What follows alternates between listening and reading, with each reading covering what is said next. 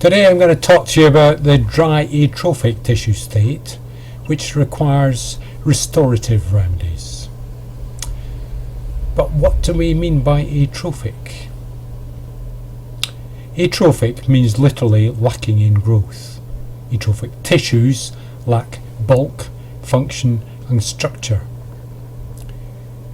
For example, dry skin, dry mucous membranes, arthritis.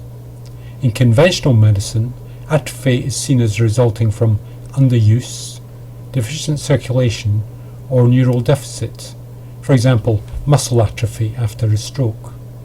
Energetically, atrophic tissues are dry, cold and undernourished. So a typical patient suffering from an atrophic tissue state may also be dry, cold and undernourished. Their tongue will be dry, thin and withered. Their pulse may be rapid and stiff to the touch. Sometimes the pulses in the most proximal radial positions, the kidney pulses, will be diminished, thin or indistinct compared to other pulse positions. Organs and tissues most affected include all the mucous membranes, the digestive tract, the skin and the joints. How do tissues become atrophic? The atrophic tissue state is a chronic imbalance which needs careful supportive treatment. It can be due simply to undernourishment and dehydration. There can be very obvious atrophy from a local, cold, depressed tissue state, for example a withered arm, inherited congenitally or after a stroke. Atrophy can result from chronic constriction, cutting off the supply of nutrients. There could be reduced vitality from a chronic congestion, which reduces the efficiency of the nutrient waste exchange in the tissues, resulting in atrophy. Finally, over-relaxed tissues leak fluid, so that in time the tissues become lacking in moisture, dry and atrophic. So you can see that the atrophic tissue state is often the end result of other imbalances in the tissues. Atrophy is corrected by the restorative remedies. There are various classes within this. The demulcents, which soften hardness and build up fluids, for example linseeds, and slippery elm. Nutritive remedies, which also build fluids but are nourishing into the bargain, for example nettles, oats and borage. We can apply gentle stimulants like ginger and cinnamon to warm the tissues if atrophy is a result of cold depression. And finally, the true restoratives are the chi tonics like Korean ginseng, codonopsis, astragalus and licorice. These increase vitality and are also called adaptogens. And you'll hear more about them later on.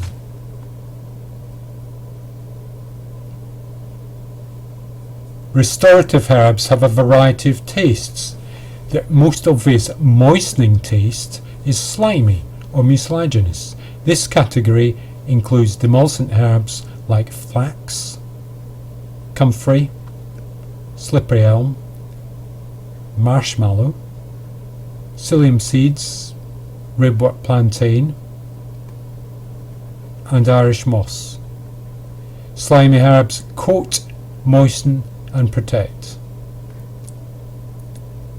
Salty or mineral tasting herbs include nettles, mullein and grasses. Some salty herbs overlap with slimy. Althea rad is predominantly slimy. Althea fall is also a bit salty. Similarly, Plantago lanceolata is crisp and salty, but also mucilaginous, so it's salty and slimy. Matthew Wood perceives the salty taste as activating water and allowing it to penetrate tissues. Certainly, oral rehydration therapy requires salt and sugar, not just H2O.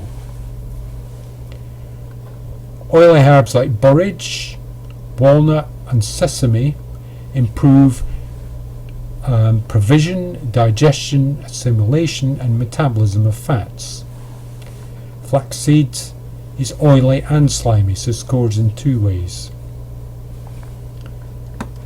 Sweet restoratives include the adaptogenic qi tonics like ginseng, Rehmannia, Codonopsis and Astragalus, but also many other sweet moistening herbs like licorice, gillium and Miris odorata or sweet cicely.